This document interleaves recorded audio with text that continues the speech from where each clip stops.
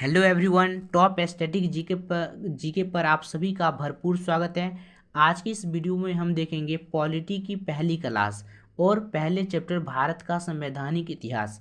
इस चैप्टर से बहुत सारे एग्जाम, वो यूपीएससी हो, यूपीपीसीएस हो, एनडीए हो, बीपीएससी हो, एसएससी हो, आरआरबी हो, और भी बहुत सारे तरह के जो कॉम्पिटिटिव एग्जाम होते हैं उससे बहुत सारे प्रश्न पूछे गए हैं इस वीडियो में। ठीक है, तो चलिए शुरू कर लेते हैं पहले क्वेश्चन से। बाकी आप चैनल पर नए हो तो चैनल को जल्दी से सब्सक्राइब कर लीजिए ताकि इस तरह की वीडियो आपको पहले मिल सके। ठीक है, चलिए पूरी एक्सप्लेनेशन के साथ पढ़ेंगे। ठीक है, समझते हुए चलेंगे क्वेश्चन को। क्वेश्चन एक है, बी आर अम्बेडकर और महात्मा गांधी के मध्य 1932 में हस्ताक्षरित पुणे समझौते में प्रावधान था। तो एक तो बी आर अम्बेडकर और दूसरा महात्मा गांधी के मध्य 1932 में क्या हुआ था? 1932 में पूना समझौता हुआ था। ठीक है, पूना समझौता में प्रावधान था। तो किस चीज का प्रावधान था वो चीज हम देखेंगे। ऑप्शन ए है भारत के लिए डोमिनियन स्थिति बनाए जाने का, मुसलमान के लिए पृथक निर्वाचन क्षेत्र का, ऑप्शन सी है हरिजनों के लिए प्रथम निर्वाचन क्षेत्र का, या ऑप्शन डी है हरिजन के लिए आरक्षण सहित निर्वाचन क्षेत्र का। इस प्रश्न का सही जो उत्तर हो जाएगा, अगर आपको पता है तो आप अपना गैस कर सकते हैं। तो इसका जो सही जवाब हो जाएगा वो हो जाएगा ऑप्शन डी। ठीक है, ऑप्शन डी हो जाएगा, ऑप्शन डी। ऑप्शन डी हो जाएगा हरिजन के लिए आरक्षण सहित संयुक्त निर्वाचन क्षेत्र का। मतलब भीमराव अंबेडकर और महात्मा गांधी के मध्य जो समझौता हुआ था उसमें हुआ था कि हरिजन के लिए, जो मतलब गरीब तबके के लोग हैं, उनको मतलब एक अच्छा सुविधा दिया जाएगा। महात्मा गांधी और भीमराव अंबेडकर के बीच, भीमराव अंबेडकर महात्मा गांधी के विरोधी थे। ठीक है, वो कहते थे कि महात्मा गांधी की जो नीति है ना वो गरीबों का साथ नहीं देता है। तो इसी चीज को लेकर हुआ था। कब हुआ था? 4 या 5 अप्रैल को। ठीक है, 4 या 5 अप्रैल बोलेंगे क्योंकि ऑप्शन में मतलब ये गलती दिया होता है, कहीं कहीं पर 4 होता है तो कहीं कहीं पर 5 अप्रैल होता है। आपको याद रखने ज़्यादातर 5, अगर 5 नहीं होगा तो 4 आप दे सकते हैं। ठीक है, ये प्रश्न दोस्तों यूपीएससी ने पूछा था 1957 में। ठीक है, 1957 पूछा था। चलिए देख लेते हैं अगला प्रश्न। अगला प्रश्न है, वह कौन सा अधिनियम था? वह कौन सा अधिनियम था जिसने भारत में सत्ता ब्रिटिश ईस्ट इंडिया कंपनी से ब्रिटिश क्राउन में हस्तांतरित की थी? दोस्तों इस प्रश्न को बहुत ही बेहतरीन तरीके से समझेंगे। वह कौन सा अधिनियम था जिसने भारत में सत्ता ब्रिटिश ईस्ट इंडिया कंपनी से ब्रिटिश क्राउन में हस्तांतरित की थी? तो इसका सही जवाब हो जाएगा भारत सरकार अधिनियम 1858। ठीक है, 1858 इसका सही जवाब है। 1858 ऑप्शन डी, ऑप्शन डी हो जाएगा, ऑप्शन डी। ठीक है, देखो दोस्तों इसका जो सही जवाब है वो है ऑप्शन डी, यहाँ पर लिखते हैं। अब देखो, इसका इस क्वेश्चन का मतलब है कि जब भारत में 1857 की क्रांति हुआ था। कब? 1857 की जो मेरठ की क्रांति हुई थी, 1857 की क्रांति। ठीक है, उसमें क्या हुआ था कि इससे पहले भारत में जो है कंपनी राज हुआ करता था। लेकिन जब ये क्रांति हुई, ये बहुत ही व्यापक क्रांति था। इससे मतलब एक पल के लिए ऐसा लगा कि अंग्रेज यहाँ से सदा के लिए भारत छोड़कर चले जाएंगे, लेकिन ऐसा नहीं हुआ था। अंग्रेजी शासन की नींव एकदम हिल गया था इस युद्ध में, 1857 की क्रांति में। और बहुत ही शानदार टॉपिक है, बहुत ही एग्जाम में पूछे जाने वाले प्रश्न है, बहुत ही लाजवाब टॉपिक होता है। ठीक है, तो इसमें हुआ क्या था, इस युद्ध के बाद महारानी विक्टोरिया जो थी, महारानी विक्टोरिया, उसने क्या था कहा था कि कंपनी को हटाओ, और सीधे जो है ब्रिटिश सरकार इसमें एंटर कर गया था भारत में।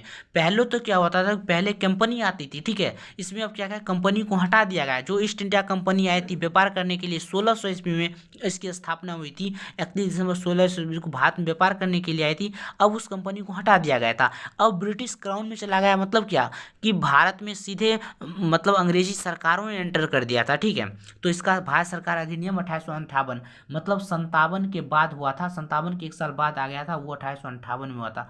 इसमें भारत सरकार मतलब वो क्या क्या था, बहुत ज़्यादा सख्ती कर दिया था। ठीक है, इसके बाद से 1857 के बाद से। ये देखो प्रश्न एसएससी 2020 में ये प्रश्न पूछे गए प्रश्न है। चलिए आगे चलते हैं अपने अगले प्रश्न से। अगला प्रश्न है हमारा 3 नंबर प्रश्न है, 3 नंबर। निम्नलिखित में से किस अधिनियम द्वारा भारत के गवर्नर जनरल को अध्यादेश जारी करने का शक्ति प्रदान किया गया? निम्नलिखित में से किस अधिनियम द्वारा भारत के गवर्नर जनरल को अध्यादेश जारी करने की शक्ति प्रदान की गई? तो इसका सही जवाब हो जाएगा ऑप्शन बी। ठीक है, क्या हो जाएगा? ऑप्शन बी हो जाएगा। ऑप्शन बी हो जाएगा भारत परिषद अधिनियम 1831। ऑप्शन बी है भारत परिषद अधिनियम 1831, जिसमें क्या हुआ था, भारत के गवर्नर जनरल को अध्यादेश जारी करने की शक्ति प्रदान की गई। ये प्रश्न दोस्तों यूपी पीसीएस वालों ने पूछा था 1957 में पूछा, 97 में पूछे गए प्रश्न है यूपी पीसीएस में, यूपी का जो सबसे बड़ा एग्जाम है, ठीक है, उसमें। चलिए आगे चलते हैं। अगला प्रश्न हो जाएगा हमारा 4 नंबर। रेगुलेटिंग एक्ट कब पारित किया गया था दोस्तों? रेगुलेटिंग एक्ट कब पारित किया गया था? इस प्रश्न का सही जवाब है ऑप्शन ए है। सही जवाब है ऑप्शन ए। 1773 ईस्वी में रेगुलेटिंग एक्ट पारित किया गया था। ठीक है, रेगुलेटिंग एक्ट कब पारित किया गया था? 1773 ईस्वी में। ये प्रश्न दोस्तों यूपी पीसीएस में पूछा गया था 1994 में, जो कि अभी पूछे जाते हैं। ठीक है, चलिए आगे चलते हैं। अगला प्रश्न है 5 नंबर प्रश्न है, भारत की गवर्नर जनरल को किस एक्ट के द्वारा अपनी समिति के निर्णय को स्वीकार करने का अधिकार मिला? भारत की गवर्नर जनरल को किस एक्ट के द्वारा अपनी समिति के निर्णय को स्वीकार करने का अधिकार मिला? तो इस प्रश्न का सही जवाब हो जाएगा 1786 का अमेंडमेंट एक्ट। मतलब इसका सही जवाब ऑप्शन सी है। 1786 का अमेंडमेंट एक्ट, ऑप्शन सी है सही जवाब, अमेंडमेंट एक्ट। ठीक है, इस प्रश्न को यूपी पीसीएस वालों ने पूछा था 1990 में पूछे गए प्रश्न है। संवैधानिक इतिहास जो किसी भी एग्जाम के लिए बहुत ही ज़्यादा महत्वपूर्ण होते हैं। ठीक है, ऐसे प्रश्न किसी भी एग्जाम के लिए बहुत ही महत्वपूर्ण होते हैं। अगला प्रश्न है 6 नंबर, महारानी विक्टोरिया को भारत की सम्राज्ञी नियुक्त किया गया। बहुत ही महत्वपूर्ण प्रश्न हो जाएगा। महारानी विक्टोरिया की भारत की सम्राज्ञी नियुक्त किया गया था। कब नियुक्त किया गया था महारानी विक्टोरिया को भारत की सम्राज्ञी? तो इस प्रश्न का सही जवाब हो जाएगा दोस्तों ऑप्शन सी हो जाएंगे 1876 में। ऑप्शन सी हो जाएगा 1876 में महारानी विक्टोरिया को भारत की मतलब सम्राज्ञी नियुक्त कर ही दिया गया था। इस प्रश्न को 38वीं बीपीएससी 1992 में पूछे गए प्रश्न है। 38वीं बीपीएससी 1992 में पूछे गए प्रश्न है। ठीक है, बीपीएससी ने इस प्रश्न को पूछा था। चलिए आगे चलते हैं। अगला प्रश्न 7 नंबर प्रश्न। ठीक है, 7 नंबर प्रश्न है, महारानी या सम्राज्ञी विक्टोरिया ने, ठीक है, महारानी या सम्राज्ञी विक्टोरिया ने, आप बड़े क्वेश्चन से भागिए ना मत। ठीक है, क्योंकि बच्चा वाला क्वेश्चन थोड़ी पूछा जाता है एग्जाम में तो बहुत सारे टफ क्वेश्चन पूछे जाते हैं। तो इस क्वेश्चन को समझेंगे पहले। ठीक है, सम्राज्ञी विक्टोरिया को 1858 की घोषणा में भारतीयों को बहुत सी चीज़ें दिए जाने का आश्वासन दिया था। जैसे अंग्रेज लोग तो आश्वासन देते ही रहते थे, लेकिन कोई चीज़ पूरा नहीं करते थे। आश्वासन दिया था। ठीक है, निम्न आश्वासनों में से कौन सा ब्रिटिश शासन ने पूरा किया?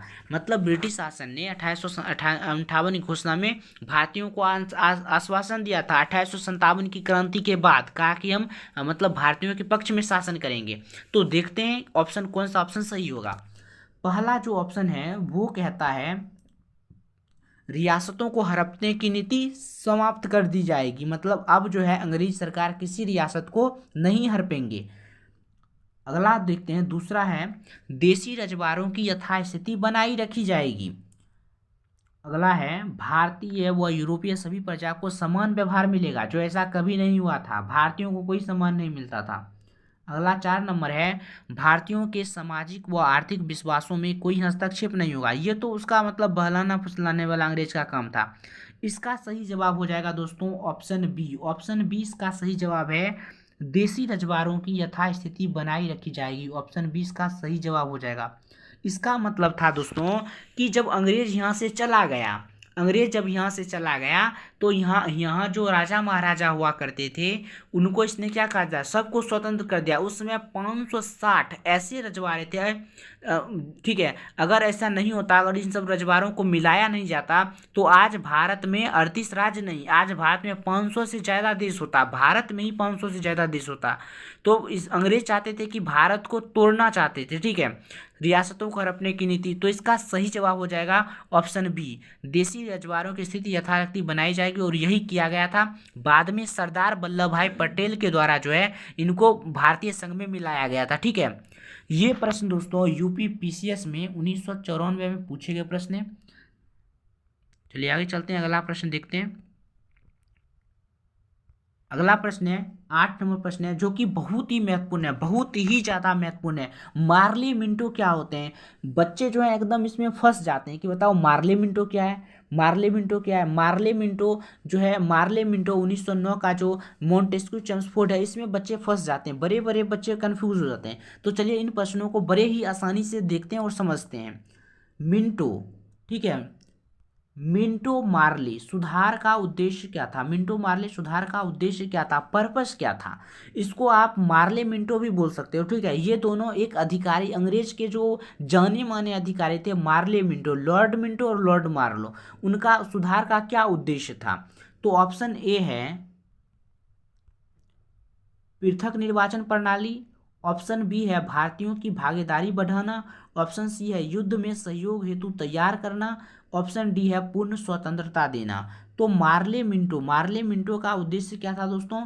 पृथक निर्वाचन प्रणाली। ऑप्शन ए इसका सही जवाब हो जाएगा, ऑप्शन ए इसका सही जवाब हो जाएगा, पृथक निर्वाचन प्रणाली, ऑप्शन ए इसका सही जवाब हो जाएगा, ठीक है। पृथक निर्वाचन प्रणाली 1909 में, ये कब हुआ था दोस्तों? 1909 में। आपको याद रखने में बहुत ही ज़्यादा महत्वपूर्ण प्रश्न हो जाएगा एग्जाम की दृष्टि से। यूपीएससी जैसे बड़े एग्जाम ने इसको देखो पूछा था 1992 में, 1992 में यूपीएससी ने पूछा था पृथक निर्वाचन प्रणाली। मतलब कि भारत में ये लोग चाहते थे कि आपने सुना होगा कि फूट डालो और शासन करो। वो फूट डालो कहाँ? तो वो फूट डालो का मतलब था कि अंग्रेज और हिंदू को लड़ा दो। आज के जो सरकार होते हैं वो भी यही करते हैं कि अंग्रेज और मुस्लिम हिंदू क्या करेंगे, इस धर्म के नाम पर लड़ा देंगे। मतलब ये जो मूर्ख जनता है आपस में लड़ते रहेंगे। वही तरह का बात अंग्रेजों ने भी किया था, अंग्रेजों को प्रलोभन देकर। इसलिए आज पाकिस्तान अलग हो गया, ठीक है। भारत से पाकिस्तान, पाकिस्तान पहले भारत में ही था, लेकिन जब भारत को आज़ादी मिली तब वो जो है चला गया था, पाकिस्तान बन गया।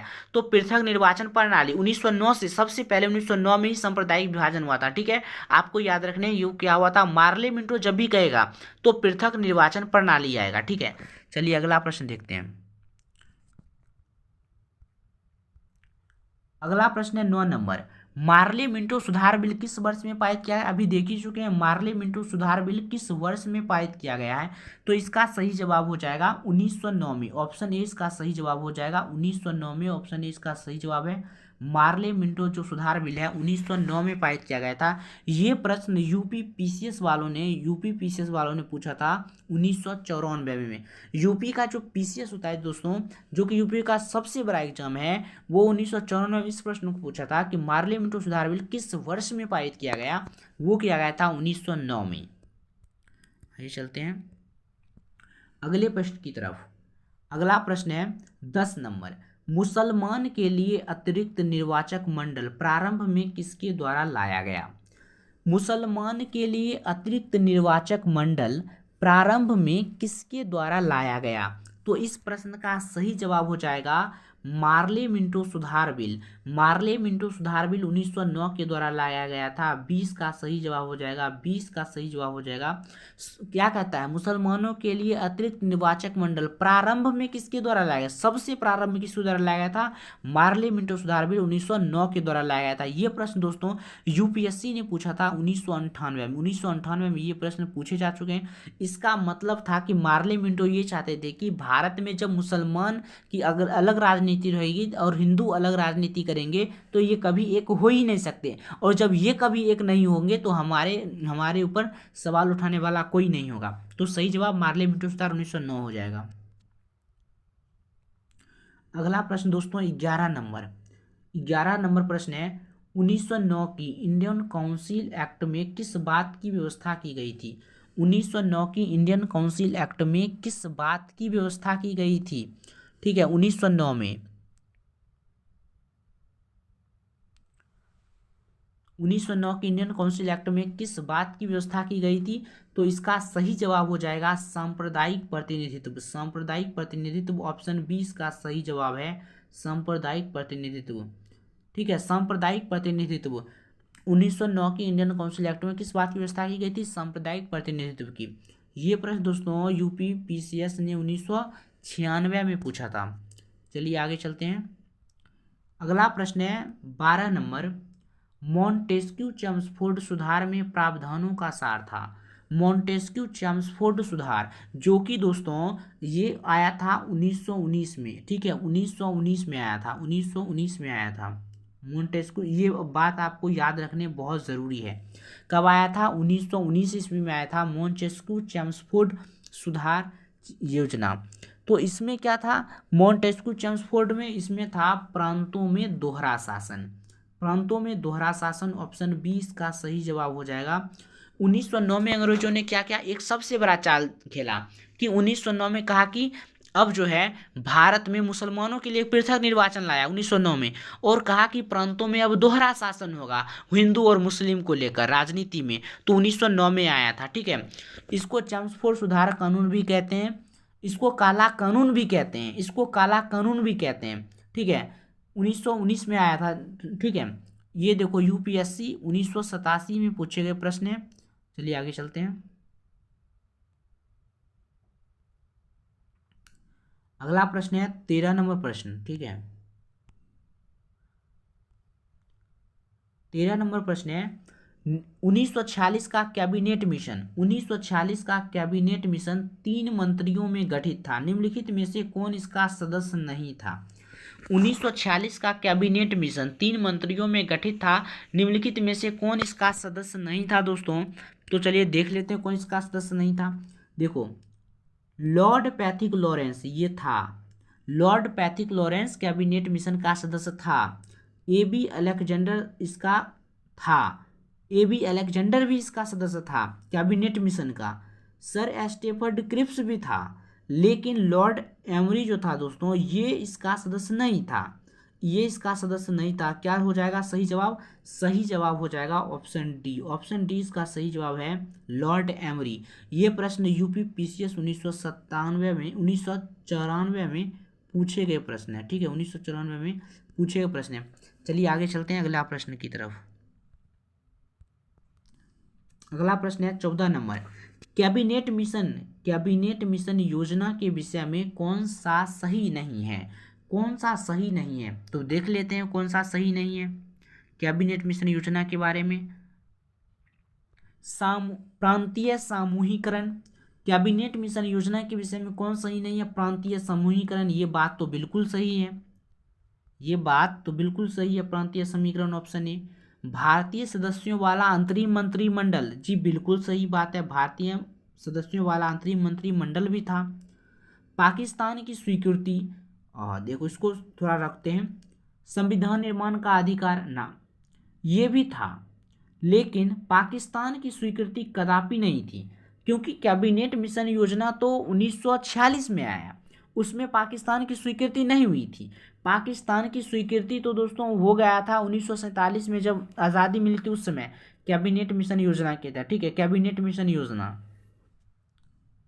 तो इसका सही जवाब हो जाएगा ऑप्शन सी। पाकिस्तान की स्वीकृति तो आज़ाद, जब अंग्रेज यहाँ से चला गया तब मिला था। ठीक है, जब भारत को आज़ादी मिला तब 14 अगस्त 1915 को, 14 अगस्त 1947 को पाकिस्तान बना है।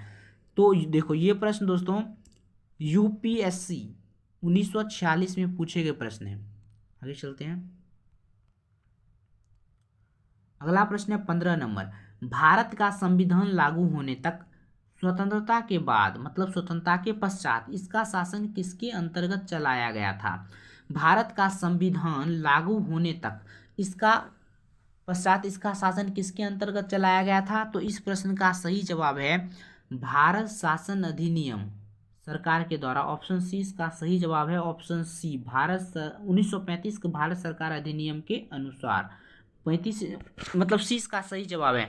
मतलब देखो दोस्तों, अंग्रेज जब यहाँ चला गया था न, तो इसी मतभेद के कारण अंग्रेजों की ये जो संविधान सभा है, अंग्रेजों ने ही इसे बनाया था। तो बहुत सारे लोग इसका विरोध भी किए कि ये अंग्रेजों के द्वारा बनाया गया, हम इसका सदस्य मतलब ये अंग्रेजों की बनाई गई संस्था है, तो हम इसमें कभी भी भाग नहीं ले सकते। इसलिए बहुत सारे दिग्गज नेता भी इससे बाहर रहे थे संविधान सभा से, ठीक है।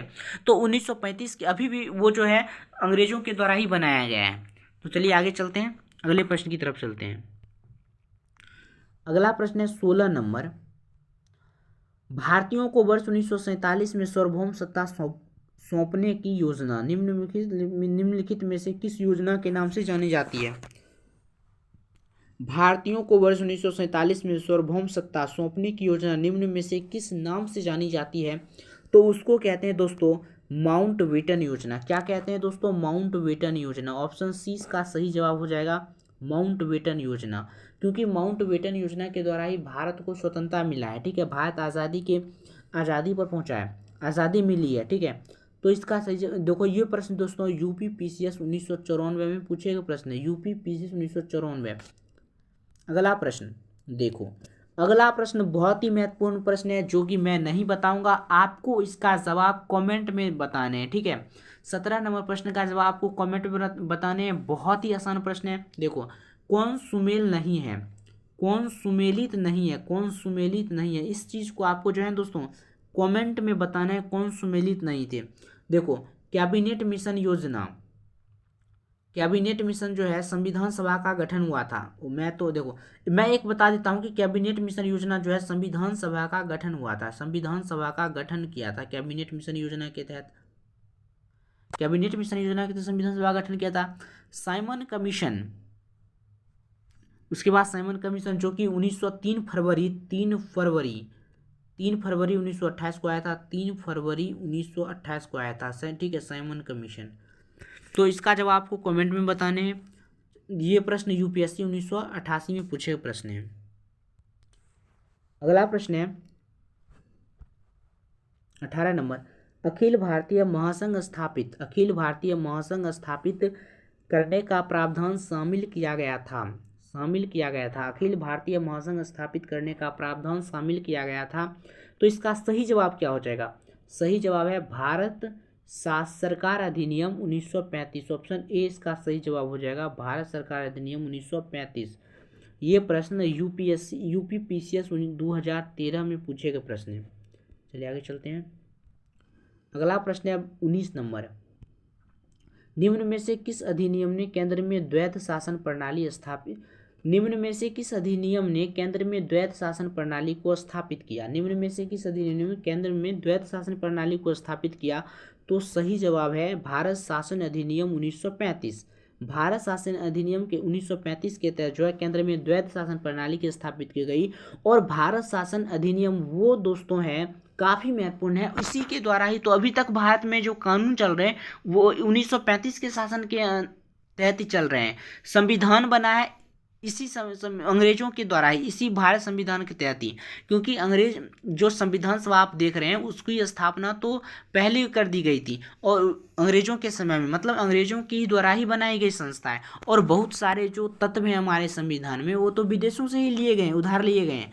तो ये प्रश्न यूपी पीसीएस ने पूछा था 2014 में, ठीक है, 2014 में पूछे प्रश्न, काफ़ी महत्वपूर्ण होते हैं ऐसे प्रश्न। अगला प्रश्न है 20 नंबर। संघीय प्रणाली का पहला प्रयास किस भारत सरकार अधिनियम द्वारा किया गया? संघीय प्रणाली का पहला प्रयास किस भारत सरकार अधिनियम द्वारा किया गया था? तो सही जवाब क्या हो जाएगा? 1935। इसका सही जवाब है ऑप्शन सी 1935। 1935 में किया गया था, ऑप्शन सी। एसएससी 2011 में पूछे गए प्रश्न है। आगे चलते हैं। अगला प्रश्न 21 नंबर प्रश्न है। किस अधिनियम की प्रमुख विशेषता प्रांतीय स्वायत्तता थी? किस अधिनियम की प्रमुख विशेषता प्रांतीय स्वायत्तता थी? ऐसे प्रश्न में बहुत सारे स्टूडेंट फंस जाएंगे, आपको फंसना नहीं है। प्रांतीय स्वायत्तता कह रहा है, जब देखो आपको कहे कि किस अधिनियम की प्रमुख विशेषता प्रांतीय स्वायत्तता थी, तो आप कहिएगा कि वो था अपना ये 1935 का अधिनियम। ऑप्शन ए हो जाएगा, ऑप्शन ए 1935। इस क्वेश्चन का जवाब 1935 हो जाएगा। लेकिन आपसे अगर कहता कि बताइए कि प्रांतों में दोहरा शासन कब लाया गया, तो आप सीधे क्या जाइएगा, प्रांतों में जो दोहरा शासन है वो 1919 में आया। 1919 में आया, प्रांतों में दोहरा शासन आया था 1919 में। लेकिन प्रांतीय जब स्वायत्तता की बात करेगा तो 1935। इसका सही जवाब ए है, ठीक है, ए है इसका सही जवाब। एसएससी ने पूछा था 2008 में। जब आपको पूछे कि प्रांतों में दोहरा शासन किस अधिनियम में लाया गया, तो 1919 में। चलिए आगे चलते हैं अगले प्रश्न की तरफ। अगला प्रश्न अपना है 22 नंबर। ठीक, 22 नंबर प्रश्न की तरफ चलते हैं। भारत में सचिव का पद किसके द्वारा निर्मित किया गया? भारत में सचिव का पद दोस्तों किसके द्वारा निर्मित किया गया है? तो आप क्या कहेंगे, भारत में सचिव का पद किसके द्वारा निर्मित किया गया है? वो है भारत सरकार अधिनियम 1858। भारत में सचिव का पद किसके द्वारा निर्मित किया गया था? तो भारत शासन अधिनियम 1858 में किया गया था। ऑप्शन 20 का सही जवाब हो जाएगा 1857 की क्रांति के बाद। ठीक है, आपको याद रखने हैं 1857 की क्रांति के बाद। 1857 में जो क्रांति हुई थी, मेरठ की क्रांति हुई थी, सैनिकों का बड़ा विद्रोह हुआ था। उसके बाद भारत में बहुत सारा चैलेंजेस किए गए, कंपनी की व्यवस्था को हटा दिया गया और सीधे जो है सरकार यहाँ पर रेंडर कर जाते हैं, सरकार की एंट्री हो जाती है। और सचिव का पद जो कि जैसे भारत में जैसे भारत सचिव जब बनता है, अगर आप मान लो कि आईएएस बन गए हो कम उम्र में, 21 साल की उम्र में, तो आपको भारत सचिव बनने का मौका मिलेगा, जो कि भारत का चीफ सेक्रेटरी होता है। ठीक है, सरकार आपसे पूछकर ही काम करेगी। तो एक काफ़ी बहुत ही महत्वपूर्ण पद होता है। ठीक है, बड़ा पद होता है। और ये 1857 के बाद 1858 में लाया गया। बहुत सारे चेंजेस हुए थे 1857 के बाद भारत की राजनीति में। अंग्रेज बहुत डर गया था। ठीक है, ये प्रश्न दोस्तों आरआरबी 2009 में, ध्यान सुनिएगा, रेलवे ने पूछा था 2009 में, बीपीएससी इसी प्रश्न को ले गया 2011 में। चलिए आगे चलते हैं। अगला प्रश्न दोस्तों, अगला प्रश्न है 23 नंबर। किस भारत सरकार अधिनियम के तहत पहली बार विधायिका में कुछ निर्वाचित प्रतिनिधित्व की मंजूर दी गई? किस भारत सरकार अधिनियम के तहत पहली बार विधायिका में कुछ निर्वाचित प्रतिनिधित्व की मंजूर दी गई? तो वो था भारत शासन अधिनियम 1909। Option A. ऑप्शन 20 का सही जवाब हो जाएगा भारत शासन अधिनियम 1909। मतलब इसमें जो है पहली बार विधायिका में कुछ निर्वाचित, जैसे 1909 में किया गया था, निर्वाचित किया गया था। ये देखो ये जो है एसएससी 2017 में पूछे गए प्रश्न है। देख लेते हैं अगला प्रश्न।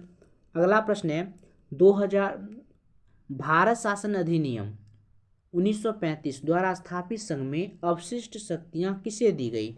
1935 द्वारा स्थापित संघ में अवशिष्ट शक्तियाँ किसे दी गई? तो सही जवाब हो जाएगा दोस्तों गवर्नर जनरल को दिया गया था। वैसे भारत में गवर्नर जनरल मतलब वायसराय का पद जो आया था, गवर्नर जनरल जो वायसराय का पद आया था, वो 1857 की क्रांति के बाद ही हुआ था। ठीक है, 1857 की क्रांति के बाद ही हुआ था। यूपीएससी ने पूछा था दोस्तों इस प्रश्न को 2018 में, बड़े ध्यान से देखिएगा, यूपीएससी इस प्रश्न को पूछा था 2018 में। चलिए आगे चलते हैं। और आज का हमारा लास्ट प्रश्न है 25 नंबर प्रश्न है। आज का लास्ट प्रश्न की तरफ चलते हैं। लास्ट प्रश्न है 25 नंबर।